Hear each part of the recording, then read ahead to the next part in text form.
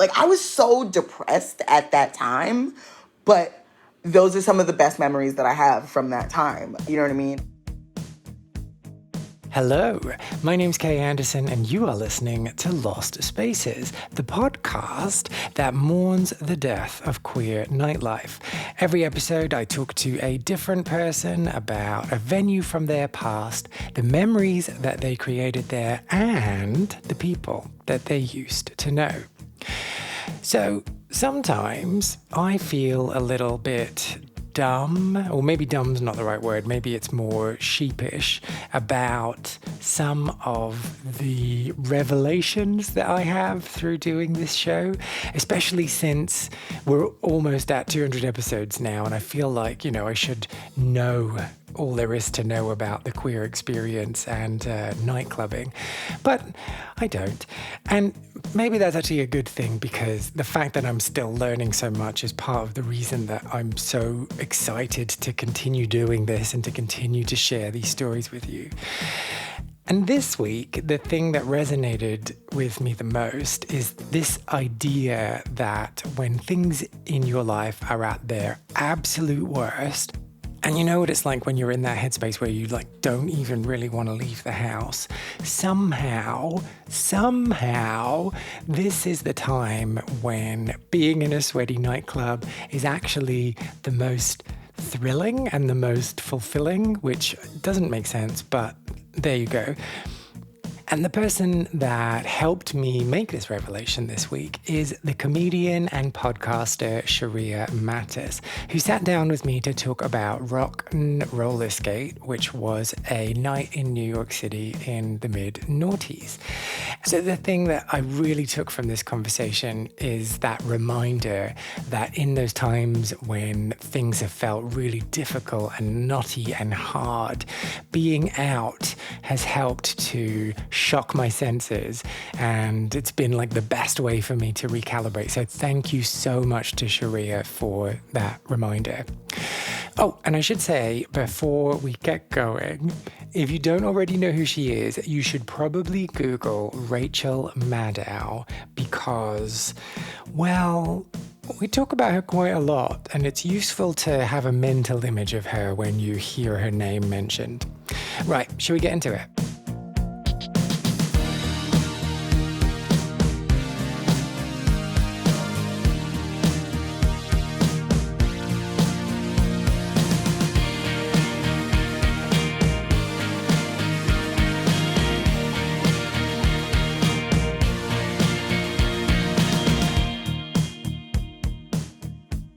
So we're going back to the mid-noughties, right? Yeah, when I was only 2. When you were only 2. Yeah, okay. I was just a toddler. Yeah, all right. So this is going to be a story of lots of inappropriate I know. Clubbing, Me as right? a toddler, I was wild. Out there. Okay. All right, well, I'm just going to go with this. I'm just going to pretend you were a toddler in the mid-noughties. Yes. And that you were going roller skating at Rock and Roller Skate. Yeah. And I should really emphasize that because it's not and, it's Rock Roller Skate. Yes. So, it's legit. So, why did you want to talk about rock roller skate? Because when I think, just when, you told me about, the basis of the podcast, this is the first thing that I thought about. Because when I think about, when I want to go out, and I'm like, what would I want to do? It's that, and it doesn't exist anymore. It's exactly that. That is exactly what I want to do. Also, I have great memories from there. I was so depressed at that time, but those are some of the best memories that I have from that time. You know what I mean? And it wasn't a thing that happened every single night. It wasn't available every night. It was an event space thing that would only open a few times a month. Right? So it was very special. So how are so many of my memories from that time centered around there? I saw so many cool bands there. I discovered cool bands there. I took dates there when I was really, I had just come out. And I had just really started, yes. And I was out on the town. So, wait, okay. We should probably stop pretending that you were a toddler. Yeah, okay, fine. What about one of those, look who's talking toddlers, right? One of those... who was going on dates. I think Fair that's going to enough. get a bit weird. Fine. No, okay, fine. I was 16. I was 16. I was out here. I was wilding. I was Okay, well, 16. okay. Were you 16? Yeah, I was 16. Okay, all right. So you were I 16? was 16. Yes, I really was 16. I really was 16. I had just left boarding school. It was like 16, 17. 16, 17. Okay. Yeah. So let's talk about this coming out then. I had come out already at boarding school, right? I had just sort of like was exploring my sexuality and like just had a little bit of a heartbreak and just kind of accepted it, right? I just What kind was of, the heartbreak like? A longing for someone who didn't want you, or did you yeah, actually and then get it who on at was boarding playing school? games with me, yeah. Oh, Yeah. I kind of put myself into it. I was, you're dumb. You're obsessed with somebody. That's how you learn. You do, Yeah. you learn, right? But I hadn't, like, you know what I mean? I think I was still, like, not quite defining my sexuality. I just knew that I liked girls.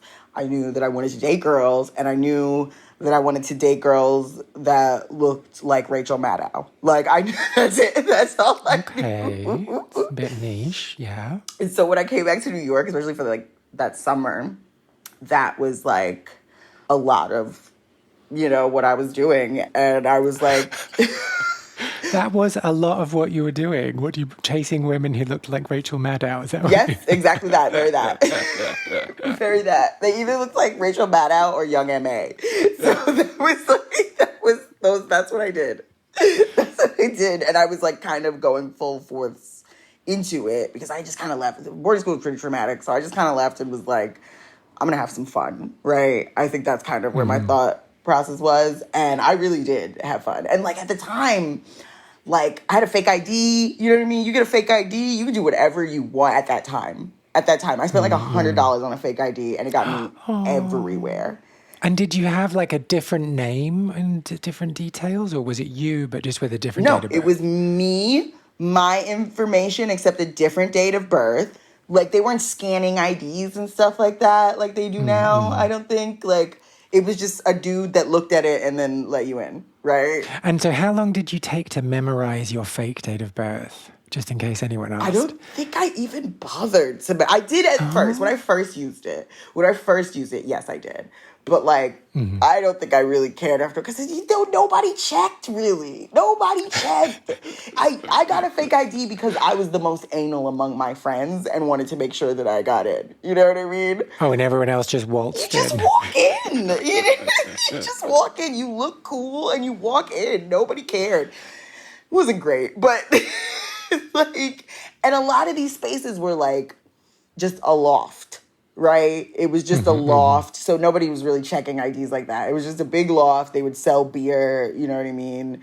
They'd sell, what was the beer of choice for the hipsters? That's what they used to call them, hipsters. Back then, what was that beer? It was terrible. I never drank it. Do we not call them hipsters anymore? No, I don't think the kids don't even know what that means anymore. Oh. I know. Okay. I know. Okay, I'll have to retire that word. Or say it ironically. We're losing recipes. I personally loved the word hipster, but we're losing recipes. But hang on, okay. We were talking about your coming out. Yes. So you were saying that at boarding school, you had this crush-like thing and your heart got broked. Yes. And then you were like kind of out, but not really out. Over the summer, did you come fully out, or were you still saying that you were experimenting? Oh God, I don't remember. I don't really know, because it's like you sort of come out a little bit, right? You sort of come out to some people, and then you come out to some people. And I think with the girls that I was dating, I was like, yeah, I'm gay. I didn't want to complicate it, right? I'm gay. That's it, right? And the girls that I was like meeting, I'm gay, right? If I met new people, I would come out to them as that. But my old friends was like, yeah, I mean, I'm just seeing what's happening. I'm just, you know what I mean? Sexuality is a spectrum. You know what I mean? So, like, it wasn't really until, like, proper, like, junior year proper that I, like, was like, nah, I'm gay. I'm not playing this game no more. Like, that's when I, like, really, really came out. Ah. Yeah. And then was it, like, to everyone, or I mean, what's funny though is like I never really came out to my mother. She read my diary. What? Yeah. She read my diary when I was at boarding school and called me up screaming about blah blah blah, and we had it out. She was very upset. But then she got over it. She was fine after a while. She's Jamaican, so of course she was upset, but she eventually got over it. But yeah. And it was like, listen. Okay. But what about you? Were you not upset that she read your diary? Of course I was upset. But listen, it doesn't matter what I felt. Oh, okay. You're just talking about it like, oh, yeah, of course. She just read my diary. Yeah, that's sort of like a thing that she did. Like, that's why I stopped keeping diaries, is because she would read my diary a lot. Like, this is like a constant. But I had kept this one so under lock and key. I remember being like, how the fuck did she get it? I know I didn't leave it. I know, because I got home from the bus and I was looking all over for it. And I was like, there's no way I would have left it. I know I had it. And I think she like pulled some ninja. I think she was in a cat suit going under lasers. And what was the passage that she read? Like, what did you say? I don't know how much she read, but I know for sure. She like basically called me up and said, who is the girl's name? And you gay now? Oh, you're gay now? Like, it was like... Because I had a boyfriend or whatever. I'd had like a little boyfriend, like a little long distance boyfriend or whatever that she knew about. And so like, and then we broke up. Like, and she didn't know any of that was happening after, you know what I mean? And so I thought I was safe, quite frankly. I thought I was good. I thought the boyfriend was good enough. She did her research and she found out. She called me. She was crying. She was screaming, who is her? And like, what? So you guys send you up there and you're gay now? Da, da, da. Like, it was a whole thing. One time I had to deal with like a big terrifying bullying thing. And I was, I was threatening the administration with my mom coming to school. She came up with my mom's ex-boyfriend who was a lawyer. And so I was like, yeah, like, ooh, y'all gonna get it. And my mother basically halfway through broke down and just was like, and she's gay now. And like, that was the center of the, I was like, no, focus.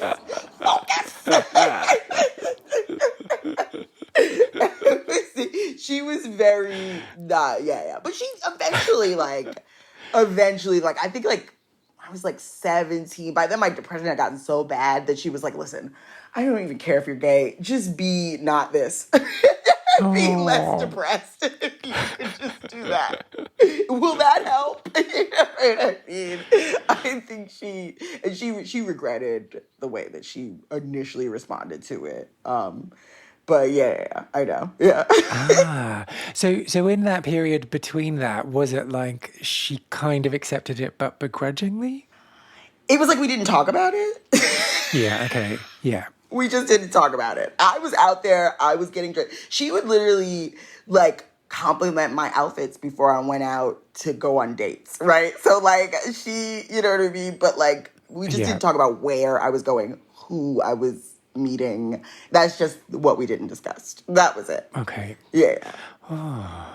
Listen, Caribbean parenting is different. Yeah, and it's better than, like, being thrown out, right? It's a bit awkward, but it's kind of all right. Yeah, now it's like whatever. Now my mom is like, oh, just don't bring home no white women. Like, you know what I mean? Like, that's it. Now my mother is no. fine. Have you told her about Rachel Maddow? I've gotten over my Rachel Maddow. You get your heart broken by a few bitches that look like Rachel Maddow, and suddenly you're off Rachel Maddow. Suddenly you don't even want to watch MSNBC anymore. Or you're in deeper. You're like, I'm going to find me a Rachel Maddow that loves me. No, I went on that for many years. I'm good now. I'm all right now. Okay.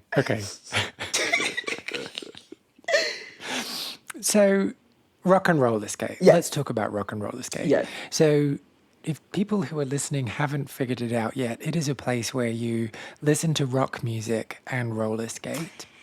Yes. Not sure how they came up with the name, but... Right. Genius. It's marketing. You just can't get into that marketing brain. You know what I mean? No, so it's not just that you listen to music. So they had like separate rooms, right? The main room was like this big space, and the main room, when you first get upstairs and go in, it was a big room where there was a cage in the middle, and that's where the bands would play. So the bands would play in a cage, and you'd skate all around them. And then there was the room where you got drinks, right? You got like really, it was all very like, very ratchet. Like somebody would go to the corner store, buy drinks, and then charge extra for them. You know what I mean? And you could smoke inside. It was a different time, right? Like I was literally smoking, oh my God, smoking fucking Camels in my little strawberry dress, fucking watching it was so dope. And then there was another room, right? Because the band wouldn't be playing all the time, but there was another room where it was like old-timey jukeboxes that the music was like all cool shit. It was like Serge Gainsbourg. It was like Stereo Lab. Like it was like that type of shit, you know? And then there'd be like random like 60s French music, right? It was that kind of vibe, and there was a bunch of them. And old arcade games, like 80s arcade games. Oh, amazing. It was so dope. And then there was another room that was just skating, no bands, no nothing. But it was like a smaller room. And it was just skating, and it was like lights. It was like these weird, like cheap, like Christmas lights and shit. And that's where you would skate, and people would just make out. That's where you just make out. It was so cool. It was so chill. It was something that could never exist today. Like, you really could never have this today. It was just about creating a cool space. And it probably shouldn't have existed then. Probably not. Probably not. Probably not. It was pretty stupid. It was pretty dangerous as well. It was hot as fuck. There was no air conditioning. There was no ventilation, or very little ventilation. If I don't remember any, like, windows or anything in there. Like, it was hot as balls. You'd be stinking.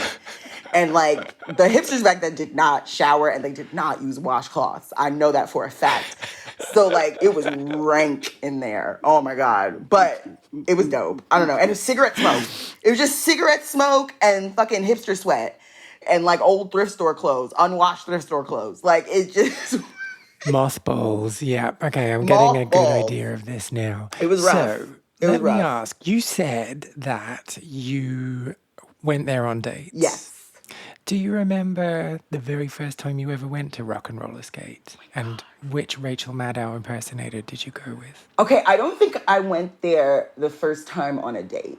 I think a bunch of people dragged me there the first time. Mm-hmm. So I had friends from school who started like doing like a summer program at Pratt and stuff like that.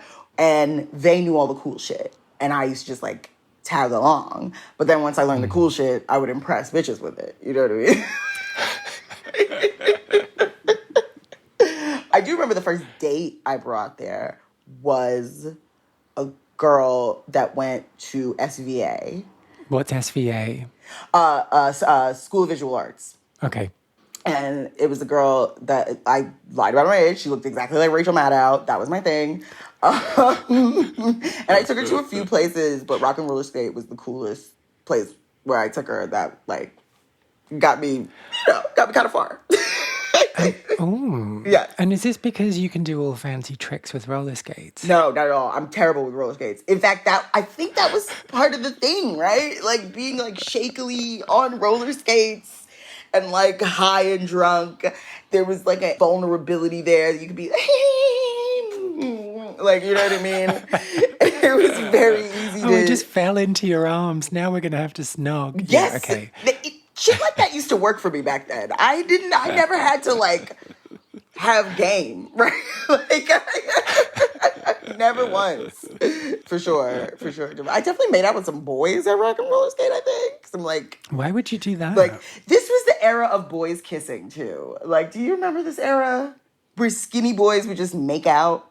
I mean... I'm probably not the right person to ask this question. I go to lots of places where men make out with each other. But it wasn't like, I don't know, there was a time where boys would make out to impress girls. And that was like, oh, that seems strange. I don't know if it was fully to impress girls, but that was the whatever. And like, you know, everybody would make out. So I definitely made out with some boys who then made out and like on roller skates. It's just fun, sexy, exciting shit. Especially if you're fucking 16, 17. Like that's like it gets extremely exciting if you're doing that, you know. It was a sexy vibe. Like it was a fun, sexy vibe. So it's probably not the right time for me to ask this since you've just said it was a fun, sexy vibe. But you've brought up a few times that at this time you were very depressed and rock and roller skate was a bit of a reprieve. Yes. What was going on? I mean, okay, the reason why I left boarding school is because I was basically just, like, being bullied by this white boy who used to, like, draw pictures of me hanging and leave it around the school. I know. It was weird. And the administration did not care because I was a scholarship kid. They were like, you can leave. It'll be cheaper. And so it just, like, there was no support for me. And it wasn't like my home life was very good and stable. And I had depression and I wasn't properly medicated. I definitely wasn't medicated. Or if I was medicated, it was like the beginnings of something that wasn't. I have very treatment-resistant depression. It took many, many years to find a medication combination that would get me out of bed. And that was not happening at the time. So, like, things that could get me out of bed, that could get me out of the house, like the anxiety was also starting to ramp up really bad. Those things, like, that was very precious to me. Those were very precious things to me because very few things could force me out of my little hole, you know, still to this day. But, yeah. And so, like, sorry, I'm picking at a scab now. The bullying started at school. You left the school because of that bullying, but the depression had started by then. It wasn't like school was all bad. I still have friends from boarding school that, like, are still my friends, right? And so, but I had to leave them for my own safety. Like, at the time, I was, like, scared that he was going to show up with a gun and, like, you know what I mean? Like, it was Massachusetts. Like, he was a day student. So he would go home every day. And so, like, I was terrified that he was going to show up to school and fucking kill me. Because that's what he would literally, he drew maps, like, of my of my neighborhood in Bed-Stuy. Because we used to have a directory book with everybody's address in it. So he, like, went on Google Maps, I guess, and, like, redrew maps of me and of my neighborhood and, like, bombs going into it. And he'd also, like, the year before, he was also terrorizing me and another friend of mine, and she'd left. She left sophomore year. We're still friends to this day, but, like, she was gone. I had friends that I loved very much, but, like, leaving wasn't, I didn't want to leave. I wanted to stay. But I didn't have any protections. Like, you don't think about kids that go to these boarding schools. Like, they have no rights. They have no protection. The people who are charged with taking care of them are being paid by the school. So if the school doesn't prioritize this kid's safety, you're fucked. You're on your own. And I was on my own. Yeah. I was a little black girl from Bed-Stuy in an almost all-white boarding school in Natick, Massachusetts. Like, there was no protection for me. There was no, people tried, you know, people's parents tried to help out and stuff like that. I would stay at people's houses and stuff. But, like, that's not sustainable, right? Yeah. So I had no choice. I had to leave. You know what I mean? So it was depressing. It was horrible. I felt like I had something taken from me. And I worked really hard to get into that school. Yeah. On scholarship. It's the injustice of it as well, isn't it? That just is so hard to process. And I'm also somebody, like, even small injustices drive me fucking nuts, right? Yeah. So this was, there was nothing I had no power. You know what I mean? Like, it drove me even further, like, down, like, a mental health hole, you know? And it's so shit that you go to school when you're forming. Like, you should go to school when you're an adult and you can be like, yeah, fuck yous all. But, like, you're going when you're, like, the most vulnerable and it's the most traumatic thing that you can ever do. It's not school. It's childhood. Sorry. It's not school. Oh, okay. It's childhood. Childhood is the most vulnerable part of your life. And people don't think about how vulnerable people who are like, oh, I fucking hate kids. Kids have no rights and no power. And when you're a teenager, you are now cognizant of how little power and rights you have. And if the adults around you are not, because adults are just people, right? It's just, and if the adults around you aren't in their right mind or don't understand how to do, you're fucked. You're on your own. It's terrifying. It's the most terrifying time it was the most terrifying time of my life, I would say, childhood, for sure. So like any predicament you put kids in is going to be fraught with abuse, is going to be fraught with all these things, because people who abuse and people who are cruel, they're going to be cruel to the people who it's easiest to be cruel to. And a poor black kid is easy to be fucking cruel to. Yeah, yeah. When you realize that you don't have the power, you find ways to exert power. And that's finding someone who has less power. Exactly. Yeah. Exactly. That's why kids are monsters sometimes to one another. Like, kids are like, what I learned when I was teaching English, I taught English in Asia, in Vietnam. And what I learned while teaching English was that kids have the capacity for the best and the worst in the same hour. Like, you can see a kid and they can say something so beautiful and wise and life-changing and sweet, or they can share with their friends, and you're like, oh. And then that's like 30 minutes later, you'll watch them try to pluck a kid's eye out. Like, they have the capacity for both. So, like, it depends on what you nurture. I think it depends a lot on what you nurture in children. Like, if you reward them for the violence, like, maybe they'll be more, but they'll still do it.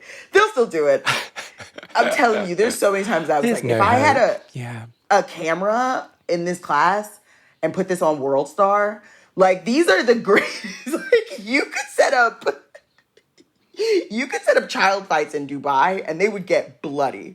I'm saying, like, these kids.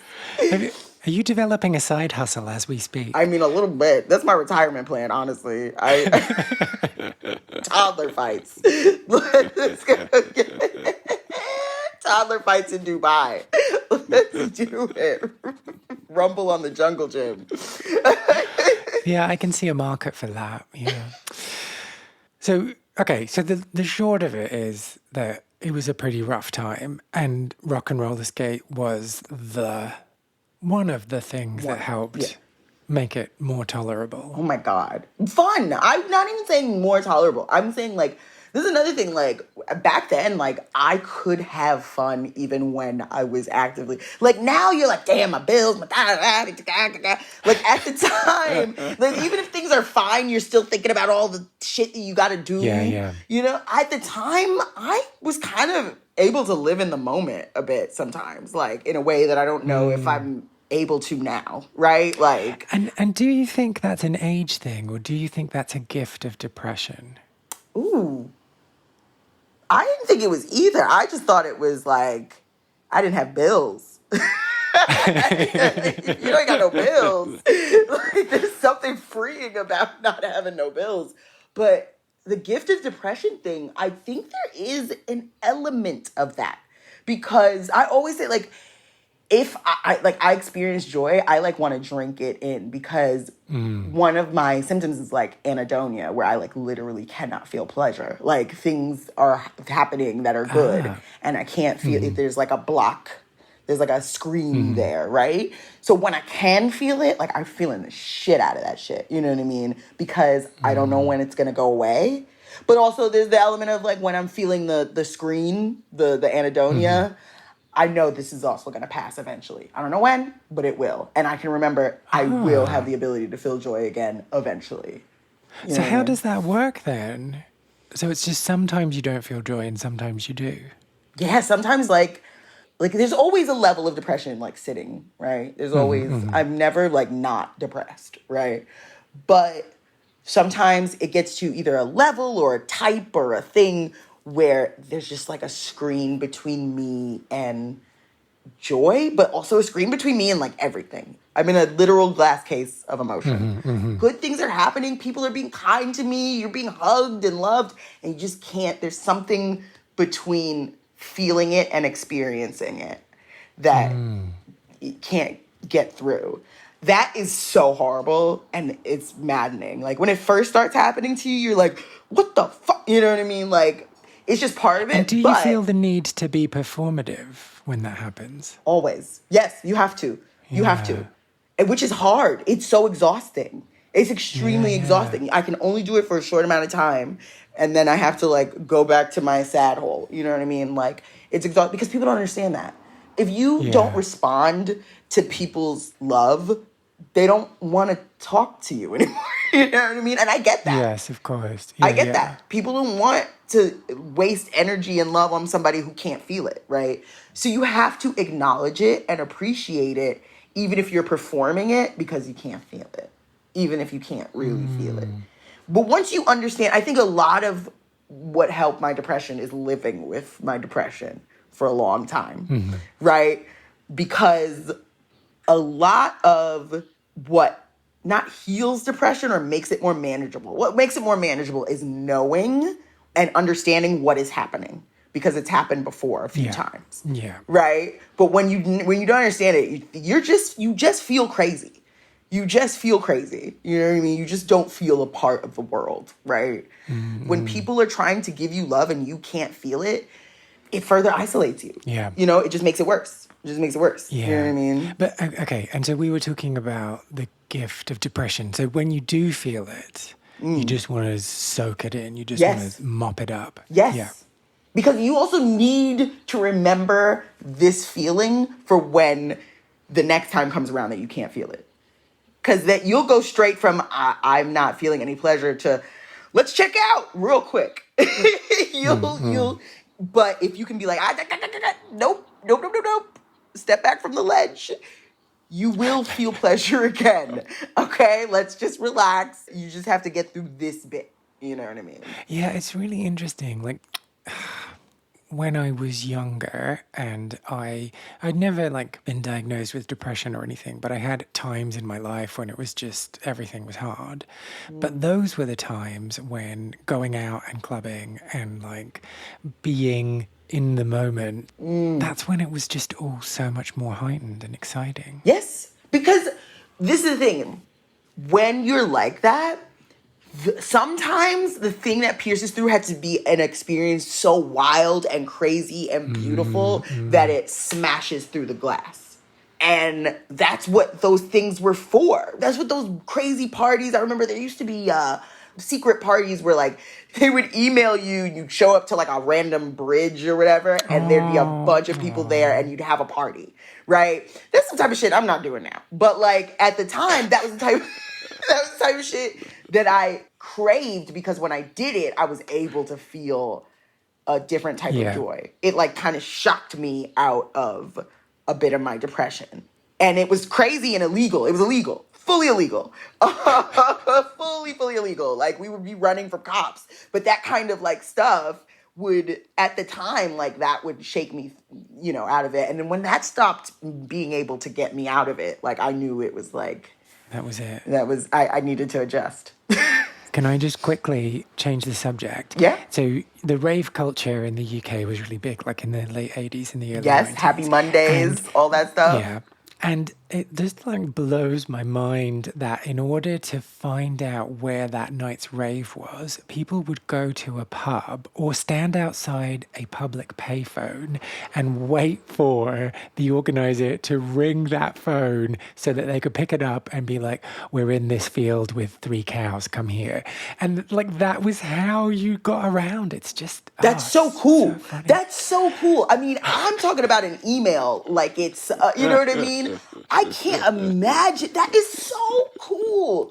That's the type, I don't know. I think that's kind of dope. Like, that's more dope than, like, the other stuff. You know what I mean? I mean, yeah. Than being on a mailing list. What if you're like me and you get anxious and nervous and the phone rings and you pick it up and then you accidentally hang it up and then they never ring you back? Like, what happens then? Then you ruin the party for several people and now everyone's mad at you. That's part of the fun. Or you pick it up and you hear it and everyone's like, what are you saying? You're like, oh shit, I forgot. It's definitely a field. I know that much. Yeah. Yes. That would definitely happen to me. Okay. And so, do you remember how rock and roller skate ended? I don't. It just didn't. You used to check. There was a website. There was a website, and it was the website for the warehouse space. Fuck. I don't remember what it's called. But there was a website you should check for whenever the next rock and roller skate would be. And you would check it like all the time. They just stopped fucking updating it, and they just stopped having them. I don't know. I don't really know what happened. It just stopped happening. Oh, so there was no big party or anything to say, we're not doing this anymore? I don't remember any last say goodbye to rock and roller skate thing. I think they got shut down, honestly, which possibly for the best. It was definitely a fire hazard. A lot of the memories that I have, like me and my friends will be talking, like, remember we went to, there was another space called Rubala. We used to go to Rubala. It was so dope. It was like all this paper art in an enclosed space and fire. And it was like, wait, why were we there? That was not a good idea. Like a lot of the places that I have my cherished memories were fire hazards. Were very fire hazards. So, there's not really much point leaving the house unless there's risk of fire, unless you might die. Yeah, I don't remember a last rock and roller skate hurrah. I remember they just stopped saying there's going to be a new party. You know what I mean? Maybe it went further underground, but I don't, No, I don't remember. Okay, so you don't remember it ending, or you don't remember the last hurrah or your last time there. No. But do you know what that night taught you about yourself?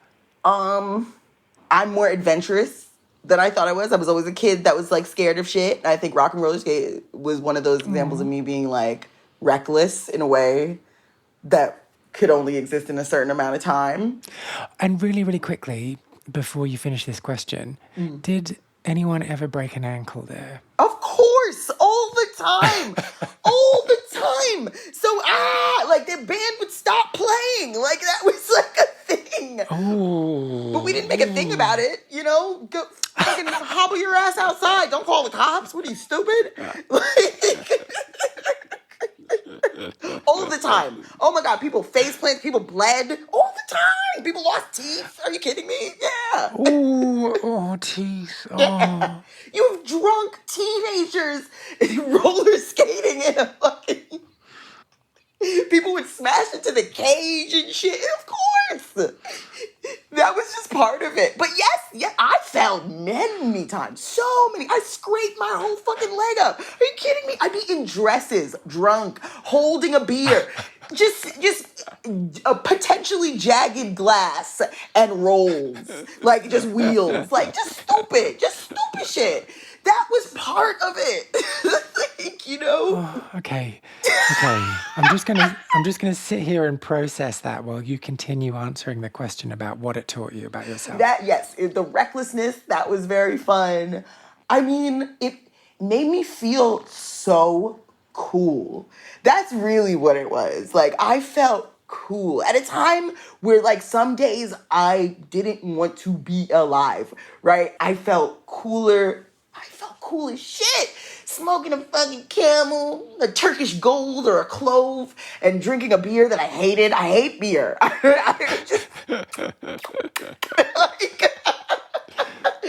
felt cool as shit. I felt like I was in a fucking indie movie, right?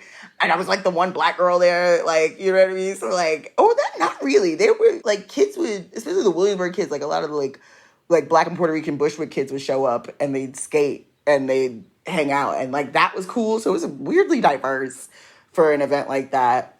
It was just the coolest I've ever felt in my fucking life. You know what I mean? And you hold on to that because now I'm not so cool. But I just can't afford to be cool. I got too much going on, right? I don't have time to be cool. Fuck you. I like what I like, but that memory of cool sustains me. It still sustains me to this day, I mean, yeah, no, I think, and also it taught me how to finger. I mean, I'm gonna be real. Oh, really? Yes! So you didn't just take to it like a duck to water? No, there was a learning curve. There's definitely a learning curve. But like, I was like, Why is that? Because it's from a different angle. no, it's because you don't know what every girl likes and you just assume Oh, okay. that, you either assume that it's just like porn or you assume that she's going to like what you like. You know what I mean? And so like, especially not to get too graphic, but I never like to go inside too much for myself. So I assumed everybody else was like that. Oh, okay. And that's not true. There's a technique. You know what I mean? There's a few different techniques. And that kind of learning to listen. Learning to listen in a very loud room surrounded by people. That's a gift that sticks with you. Oh, I miss it. I miss Rock and Roll Skate. Like, just talking about it, like, remembering it is, I miss that shit. Fuck, I miss that shit. So, okay. So this is my final question for you today. Okay. So if you could go back in time and have a conversation with Sheria at that point, like the first night she went there, you get an opportunity to give her some advice. She's tagging along with her friends who are much cooler than her. She's tying up some shoelaces on roller skates. She's getting ready to go out on the floor. What would you say? Bitch, take pictures. I wish I had pictures. Take pictures. Take lots of pictures. Save those pictures. And wow, I don't know. I would say like take pictures, enjoy this, and like also don't worry. Trust me, I know to all information to the contrary, you're going to be okay. I know it doesn't make sense, but you're going to be okay. Like, that's what I would say. So that she could actually enjoy herself a little bit more. You know what I mean? So there was less work to get to enjoy herself. You know what I mean? Do you have any memories from rock and roller skate or maybe clubbing from your own scene that you want to share? Well, if you do, I want you to get in touch. So put down whatever. Oh no, you're not really holding this, are you? You're just listening to it in your ears. Well, anyway, go online, find my website, lostspacespodcast.com, find the section Share a Lost Space, and then tell me about that lost space and why it was important to you. I want to know all the details. And if that's a bit of a step too much and you're not really ready to commit to that, or you just want to talk to me about today's episode, why not reach out to me on Facebook or Instagram, where I can be found at Lost Spaces Pod. Whilst you're looking online at this computer that I've just commanded you to magic up out of thin air, why not find out more about Sheria by listening to her podcast, Semi-Woke, which is a show where Sheria brainwashes her co-host Pranav with one woke concept a week with the ultimate end goal of turning him gay. I mean, what's not to love about that concept?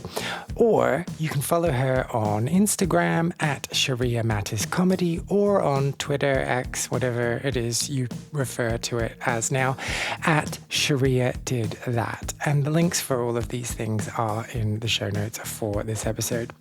If you enjoyed this episode, I would really appreciate if you took the time to subscribe, leave a review on your podcast platform of choice, or just tell other people who you think might be interested in giving it a little listen too.